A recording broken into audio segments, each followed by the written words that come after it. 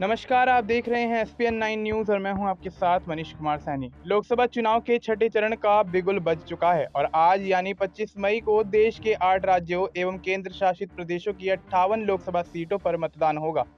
छठे चरण का ये लोकसभा चुनाव भाजपा और इंडिया गठबंधन के लिए कई मायनों में अहम माना जा रहा है।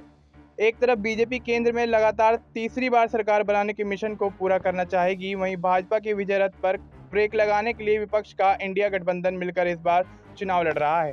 पिछले चुनाव के नतीजों की बात करें तो इन 58 लोकसभा सीटों में से भाजपा को अकेले 40 सीटों पर जीत हासिल हुई थी। बाद में हुए उपचुनाव में भाजपा ने सपा को हराकर आजमगढ़ लोकसभा सीट भी छीन ली। इस तरह से 41 लोकसभा सीटों पर भाजपा का कब्जा हो गया। चुनाव आयोग के मुताबिक इस चरण में 11 करोड़ 13 लाख से अधिक लोग मतदान के पात्र हैं। इनमें 5 करोड़ 84 लाख पुरुष और 5 करोड़ 29 लाख महिलाएं और 5,120 थर्ड जेंडर मतदाता शामिल हैं। छठे चरण में राष्ट्रीय राजधानी की 7 लोकसभा सीटों के अलावा उत्तर प्रदेश की 14, हरियाणा की सभी 10, बिहार और पश्चिम बंगाल की 8-8, ओडिशा की 6, झारखंड की 4 और जम्मू कश्मीर की 1 सीट पर शनिवार को मतदान होगा।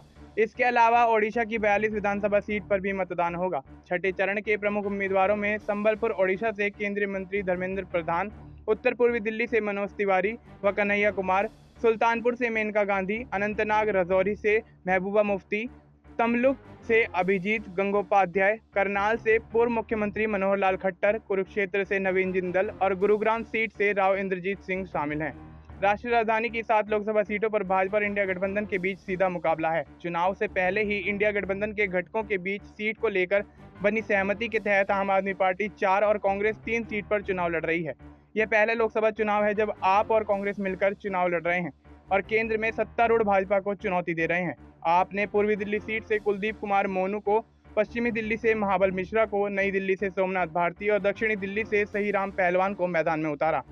कांग्रेस ने चांदनी चौक से जेपी अग्रवाल, उत्तर पूर्वी दिल्ली से कन्हैया कुमार और उत्तर पश्चिमी दिल्ली सीट से उदित राज को अपना प्रत्याशी बनाया है। राष्ट्रीय राजधानी की 7 लोकसभा सीटों पर भाजपा और इंडिया गठबंधन के बीच सीधा मुकाबला है। चुनाव से पहले ही इंडिया गठबंधन के घटकों के बीच सीट को लेकर बनी सहमति के तहत आम आदमी पार्टी 4 और कांग्रेस 3 सीट पर चुनाव लड़ रही है। यह पहला लोकसभा चुनाव है जब आप और कांग्रेस एक साथ मिलकर चुनाव लड़ रहे हैं। ऐसे में देखना ये होगा कि इस बार के लोकसभा चुनाव में बीजेपी के हाथ जो 7 सीटें हैं उनमें से कितनी सीटें लगने वाली हैं। देश और दुनिया की तमाम बड़ी अपडेट्स के लिए आप देखते रहिए एसपीएन 9 न्यूज़।